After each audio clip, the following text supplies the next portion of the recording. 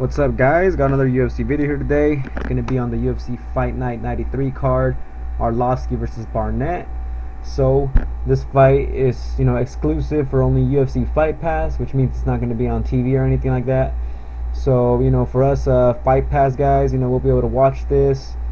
And yeah, not a bad looking card. I mean, there's not like a lot of big names, but I think overall it will be a pretty fun card. So let's go ahead and get started here, guys. I'm going to go ahead and start with the UFC Fight Pass prelims. Like I said, there is no these fights are not on TV, so there is no FS1 prelims or anything like that. So we just got the Fight Pass prelims, which is a shit ton of fights, and then we got the Fight Pass main card. And as you can see, the fights start very early there, 11:45 a.m. Eastern, and 8:45 a.m. Pacific time, which is my time. So I'm probably actually gonna miss most of the Fight Pass prelims and probably just watch the main card. But yeah, we'll see what happens with that. I don't know, because I really like my sleep, so we'll see what happens with that. Anyways, guys, of course this video is all about predictions here, so let's go ahead and get started here. First fight of the night, we got Rustam Khabilov against Leandro Silva. Let's go ahead and open up their pages real quick. Okay, hold up. There we go. So start with Rustam. 19-3 record, really good record. His summary is wrestling, and he's on a win streak right now. Yeah, 2-fight win streak. He beat Norman Park and then Chris Wade very recently. Chris Wade's a pretty good fighter, and he was able to beat him. So you can see 6 takedowns landed in that fight. So this guy really likes his takedowns. What else? What he thinks on Leandro Silva. He thinks he's a good opponent, well-rounded, and looking forward to having a battle with him. Now we go on to to Leandro's page here.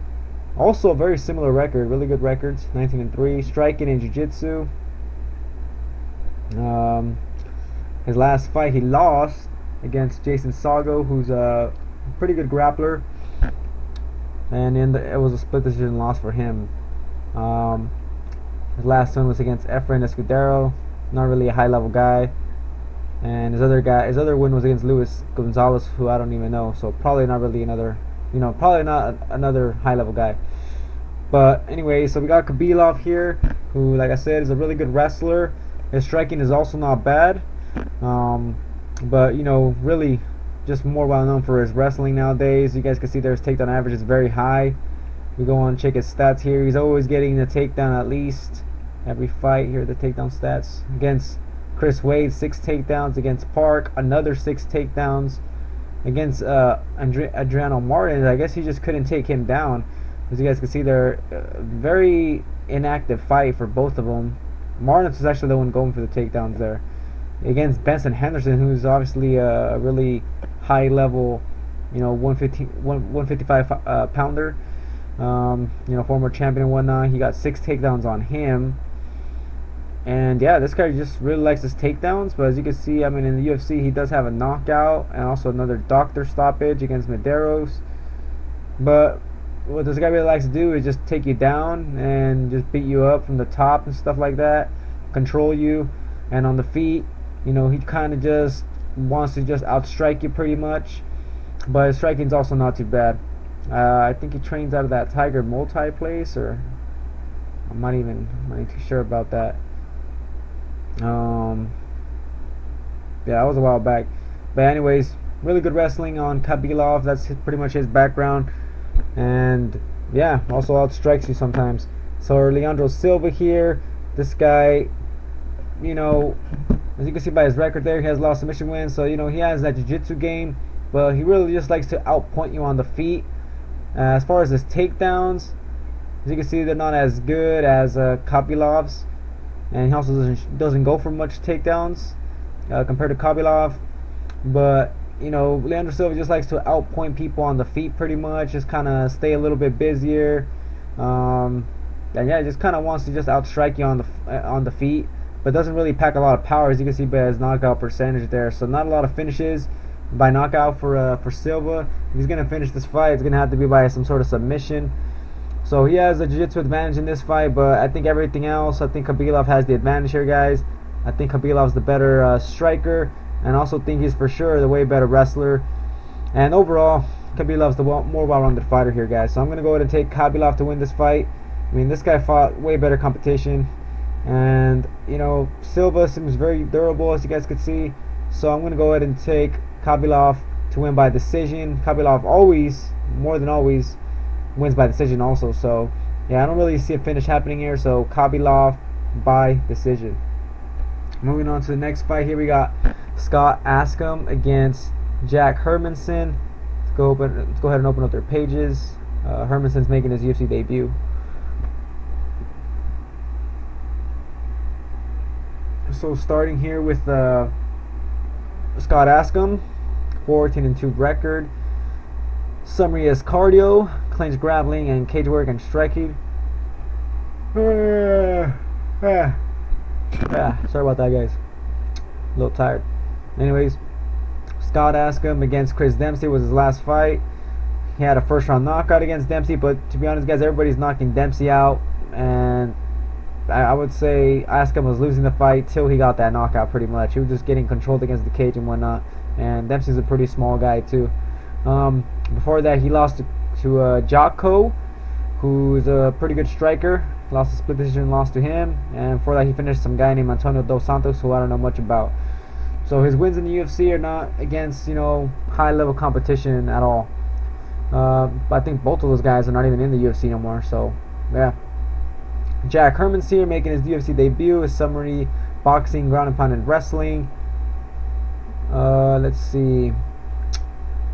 5 first-round finishes, 8-fight win streak, 8 wins by knockout, 3 by submission. So, pretty much this is a battle of 2 strikers. Hermanson does have a wrestling background, as you guys can see there. I was doing wrestling for 10 years, and looking for new challenges and whatnot. So this guy, I think I was watching a podcast from these guys, Bookie Beatdown. You guys should check them out. Anyways, one of those guys was saying that, you know, this guy has like a Greco-Roman background or something like that, which is obviously why they have him here in the summary listed as wrestling. But from what I've seen from one fight that I watched from him, he has just, you know, a sharp jab, good boxing, and also a shit ton of output, guys. This guy punches a lot, and yeah, you know, he just really likes throwing a lot of output. So he lands a lot. He will land a lot of significant strikes per minute here. And yeah, I mean, ask him here. He has really good power. You know, a good head kick, obviously, good knees. He's like a multi type of base fighter. His boxing doesn't look super good, so Hermanson here has the boxing advantage. As far as the multi advantage, I'll obviously give it to Askren here. But I just really think the boxing here is going to be better in this fight, guys. So I'm going to go to take Jack Hermanson to win this fight. This guy has tons of knockouts in his record, just like Askren. And I mean, if he does decide to use some wrestling here, you know, I think he will for sure win the fight. You know, if he really wants to use that wrestling as a game plan. But you know, I think even on the feet, I think Hermanson here seems very durable and should just kind of you know, outstrike Askren here on the feet with his boxing skills. You know, he does really like just throwing out the jab a lot, but you know, he will kind of mix it up a bit. And obviously I'm talking about Hermanson here. So yeah, I just really think he's going to be able to win this fight. And Askren's the one that's been fighting the UFC, so he has the UFC experience, but I think Hermanson here should do good against Askren here. So I'm going to go ahead and pick Hermanson to win this fight. I do kind of see a finish here because, you know, he is a finisher. Askren seems like a tough guy, but you know what, let's go ahead and just say Jack Hermanson by... let's go ahead and just go 3rd round knockout. So Hermanson, 3rd round knockout. Okay, moving on to the next fight here. We got some heavyweights. We got Georges Danho against Christian Colombo. Opening up the pages real quick here.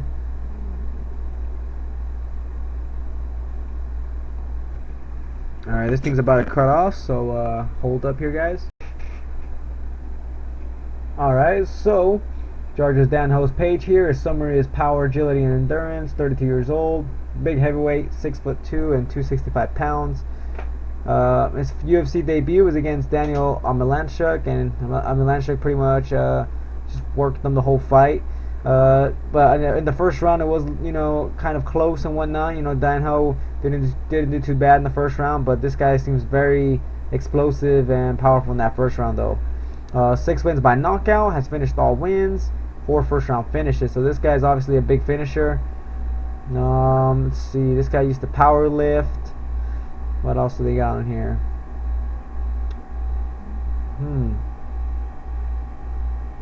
Yeah, just a lot of other stuff here. Anyways, he has fought in the UFC before, though.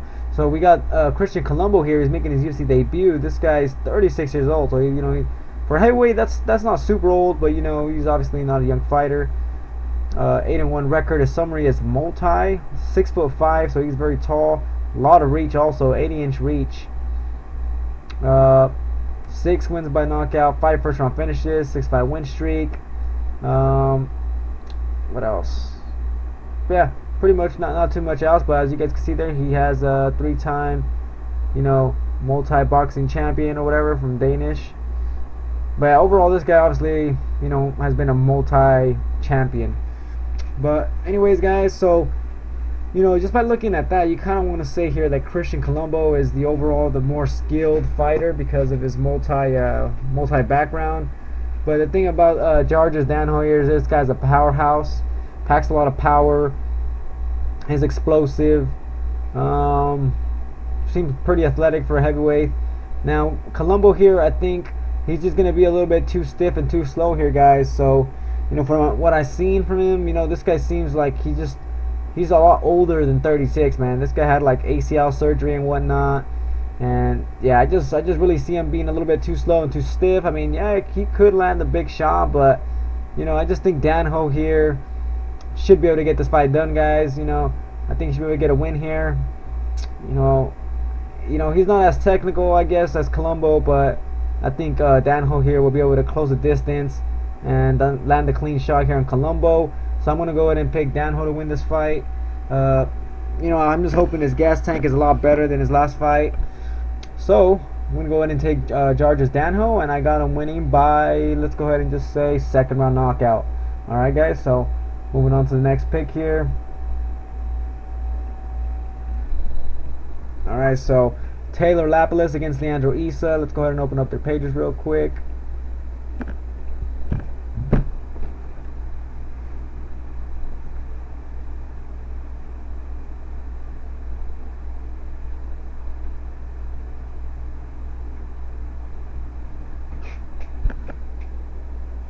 Alright, so here's Taylor's page.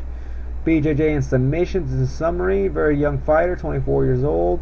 Last fight was against Eric Perez, who's a pretty good fighter at bantamweight. Probably ranked top 15. And, you know, he lost that fight. Obviously, Taylor lost that fight. Before that, he was on a 2-fight win streak, though. And, yeah, that's it for his recent fights and his page right there. Leandro Issa here, this guy's pretty much all about his BJJ, as you guys can see there. 32 years old. Last fight was against Yuri Alcantara, another pretty good, you know, bantamweight fighter. Alcantara's pretty good. Good take on the fence and good striking, and also has, you know, some jiu-jitsu himself. Alcantara pretty much won that fight. Before that, Issa, as you can see, Issa and Lapilus fought the same guy, Uka Sasaki, and that was actually their last wins, as you guys can see there. Anyways, he also beat some other guy. But let's go ahead and talk about this fight, though. So I think Lapilus here, guys, is just a little bit more well-rounded here than Issa. I think Lapilus has for sure the striking advantage.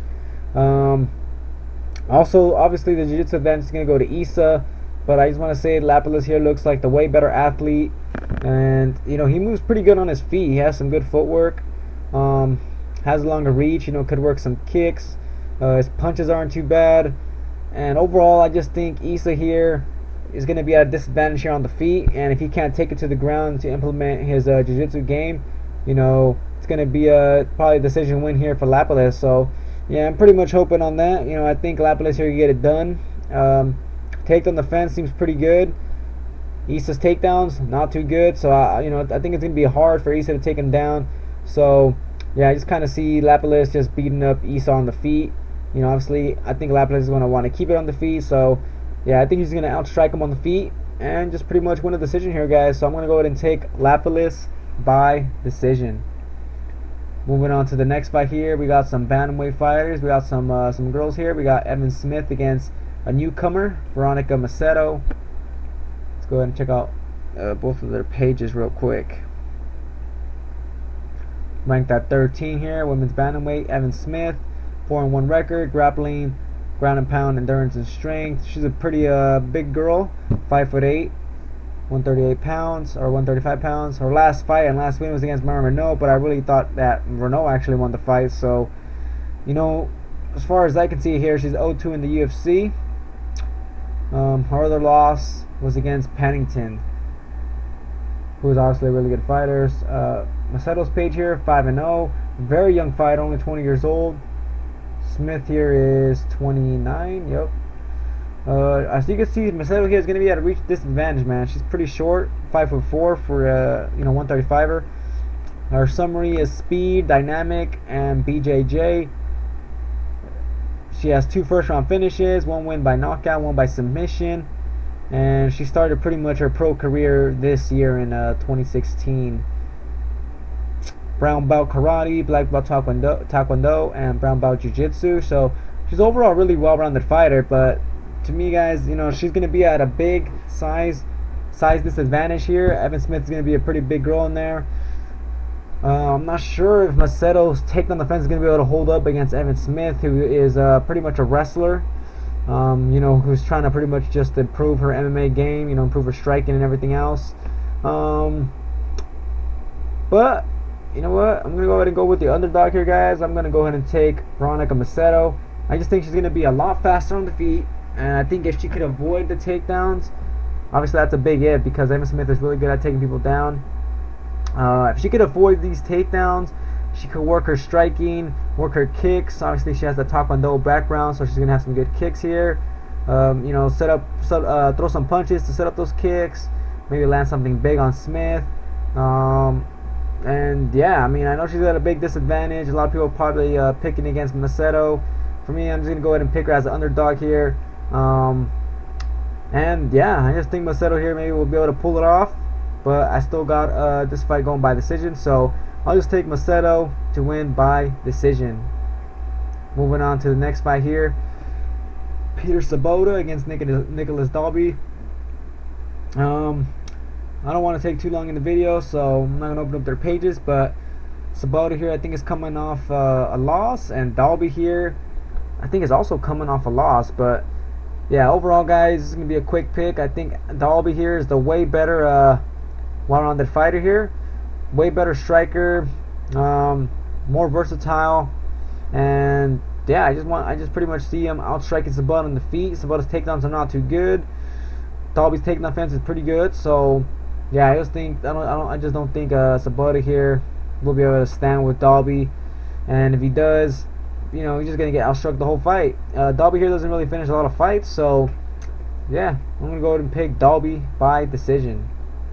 Moving on to the next fight here, Justin Ayiri versus Jim Wallhead, or Jim Judo Wallhead anyway. As you guys can see right there, pretty good record on Ayiri. Wallhead's a veteran. Another quick pick here. I'm gonna go ahead and just say that Jim Wallhead's gonna be my pick here, guys. I think this guy has a lot of power. Good striker, has the judo background to counter any takedowns from Ayiri. I think he's a judo black belt, so like I said, should be pretty hard to take him down. And on the feet, this guy has some power. Striking's not bad at all, so I'm gonna go ahead and take Jim Wallhead. Ayiri, from what I've seen from him, he throws a lot of power strikes, but you know, his striking doesn't look super good. Kind of like a counter striker type of guy. So not a lot of volume either. So yeah, I'm gonna go ahead and take Jim Wallhead here to get a win. And this guy has power, so second round knockout for Wallhead. So let's go ahead and recap here, guys. Alright, so to recap, I'm picking Kobylov to win by decision. Jack Hermanson, third round knockout. Dan Ho, second round knockout. Lapalus by decision. Masetto here is an underdog pick, so don't be too surprised if she doesn't pull it off. But I think she has the tools to win with her speed and striking. So Masetto by decision, and Nicholas Dalby also by decision, and finally Jim Wallhead to win by second round knockout. Alright guys, so those are my picks for the Fight Pass prelims. This is a very late video here. By the time you guys probably watch it, the fights are going to be on or whatever. But anyways, yeah, that's going to be it for this video. Stay tuned for the main card picks, which I'm going to be doing right after this. So yeah guys, catch you guys on the next video.